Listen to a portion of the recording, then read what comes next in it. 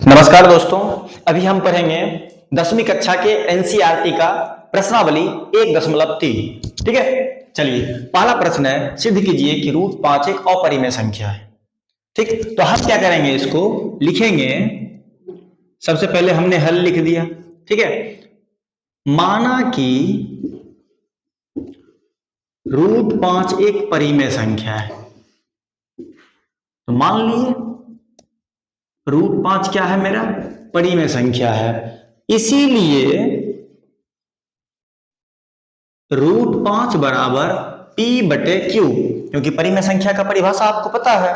परिमेय संख्या किसे कहते हैं? वैसी संख्या जिसे P/Q के रूप में लिखा जाए और Q 0 के बराबर ना हो और P और Q दोनों पूर्णांक हो और P और Q का मौसौ 1 होना चाहिए, तब होगा वो क्या, परिमेय संख्या। हम तो माने हैं, है या नहीं है उससे मतलब नहीं है, हम मान लिए हैं, समझे। चलिए, और यहां क्या लिखेंगे कि जहां P और Q क्या है, दोनों पूर्णांक है, P और Q पूर्णांक है। चलिए,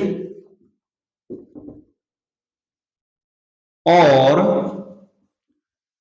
P एवं Q का मौसौ, P और Q का मौसौ या P और Q क्या है, सह अभाज्य संख्या है। क्या है जी, सह अभाज्य संख्या है। चलिए, अच्छी बात है, P और Q क्या है, सह अभाज्य संख्या। जहां नहीं कुछ तो नीचे एक है। अब हम क्या करेंगे, कोना कोनी गुना कर देंगे, क्रॉस मल्टीप्लीकेशन जिसको बोलते हैं, हम दोनों को कोना कोनी गुना कर देंगे। P को अगर 1 से गुना करते हैं तो क्या हो जाएगा, P बराबर 5 को Q, √5 को Q से गुना करेंगे, ये हो जाएगा √5 गुना Q, √5 गुना Q। चलिए, यहां तक तो हम आ गए। अब हम क्या करेंगे, अब हम लिखेंगे दोनों तरफ वर्ग करने पर। ठीक है, चलिए दोनों तरफ वर्ग करने पर, चलिए यह है ना, इसके दोनों तरफ हम वर्ग करेंगे। P को वर्ग करेंगे तो हो जाएगा P², और √5Q को अगर हम वर्ग करते हैं तो हम देखते हैं √5Q गुना √5Q, √5 को √5 से गुना कीजिए, हो जाएगा √25, और √25 का होता है क्या, 5 होता है। इसका मतलब 5Q²। ठीक है, मेरा क्या आ गया जी, 5Q²। ठीक है, चलिए हम इसको मान लेंगे समीकरण 1। यहां तक किन्हीं को कोई दिक्कत नहीं ना, आप अच्छे से समझ रहे हैं। चलिए, कोई दिक्कत नहीं, कोई दिक्कत नहीं, आगे बढ़ते हैं। इसको हम क्या मान लिए, P² बराबर 5Q², और इसको हम मान लिए क्या, समीकरण 1। कोई दिक्कत नहीं ना। लेकिन आप यहां देखिए, यहां क्या हुआ, यहां सबसे बड़ा एक चीज हो गया, यहां P² 5 से विभाजित हो रहा है, यहां नहीं कुछ तो बीच में गुना है ना, तो P² यहां हम लिखेंगे P² 5 से विभाजित हो रहा है। ठीक है, तो यहां लिखेंगे बच्चों, यहां P² 5 से विभाजित हो रहा है या विभाजित है, एवं देखिए P² जब विभाजित हो रहा है तो P भी विभाजित हो रहा है ना, एवं P भी 5 से विभाजित है।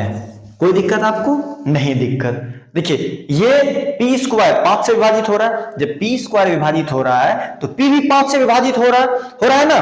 चलिए, अब हम क्या करेंगे, अब हम लिखेंगे, माना कि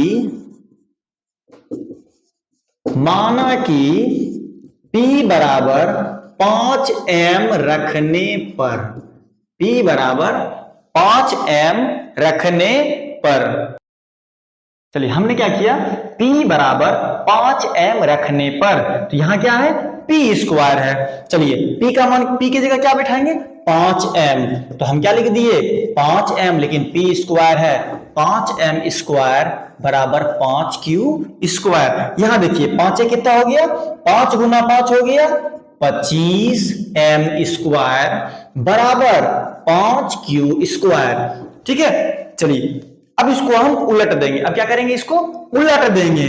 ठीक है, चलिए 5Q² बराबर 25m, काटने का हम यहां भी काट सकते थे ना, चलिए, लेकिन क्या करेंगे, 5 से 25 कट गया 5 बार में, तो अर्थात मेरा रिजल्ट आया क्यू स्क्वायर बराबर 5m स्क्वायर। इसको मान लेंगे समीकरण 2। कोई दिक्कत? अब हम थोड़ा सा ऊपर मिटा लेते हैं, उसके बाद आपको इससे आगे बढ़ेंगे हम।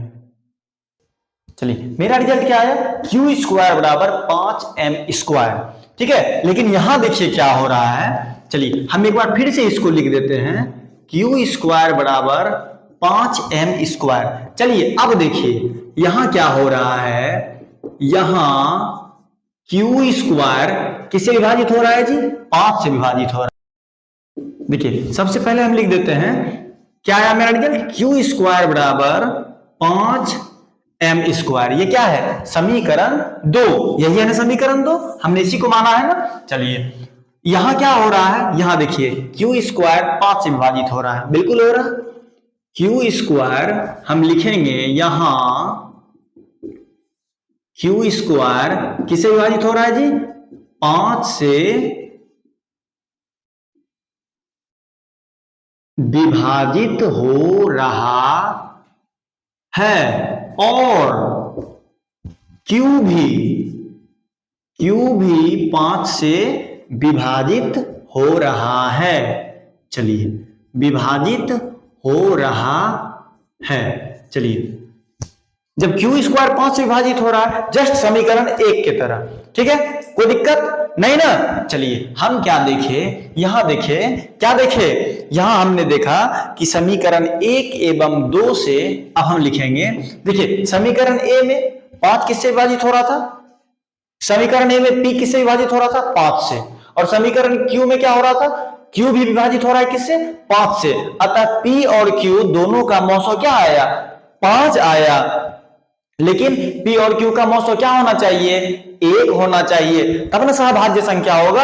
अगर 1 नहीं होगा सहभाज्य संख्या होगा, बिल्कुल नहीं होगा, समझे। इसीलिए हम लिखेंगे यहां कि समीकरण 1 एवं समीकरण 2 से प्राप्त हुआ, क्या प्राप्त हुआ कि P और Q का HCF क्या हुआ, नॉट इक्वल टू 1, मतलब 1 के बराबर नहीं है, समझे, 1 के बराबर नहीं है। और यहां लिखेंगे, क्या लिखेंगे, इसको हम एक लाइन और मिटा लेते हैं, ठीक है। उसके बाद हम लिखेंगे कि अतः हमारी कल्पना गलत हुई, अतः हमारी कल्पना गलत हुई, ठीक है, समझे। इसीलिए √5 एक अपरिमेय संख्या है।